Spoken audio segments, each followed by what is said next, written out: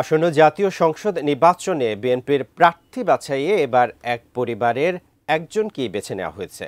বিগত আন্দোলন সংগ্রামে অগ্রণী ভূমিকা থাকলেও এক্ষেত্রে বাদ পড়েছেন অনেকে।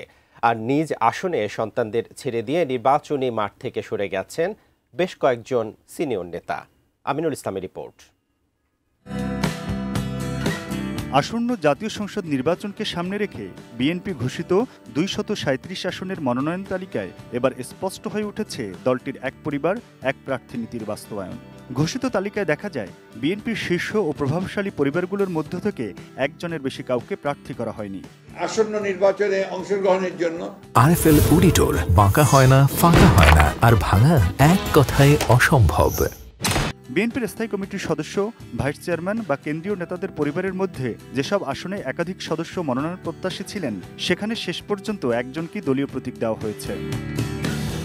ঢাকার রাজনীতিতে আলোচিত মির্জা আব্বাস আফরোজা আব্বাস পরিবারের মনোনয়ন পেয়েছেন দলের স্থায়ী কমিটির সদস্য মির্জা আব্বাস নিজেই। শ্বশুর গয়েশ্বর চন্দ্র রায় ও বাবা নিতাই রায় চৌধুরী মনোনয়ন পেলেও বাদ পড়েছেন নিপুণ রায় চৌধুরী। একইভাবে ঢাকা ৪ আসনে প্রার্থী হয়েছেন সালাউদ্দিন আহমেদের ছেলে তানবীর আহমেদ রবিন। টাঙ্গাইলে পিন্টু টুকু ভাইদের মধ্যে পেয়েছেন আব্দুস সালাম পিন্টু।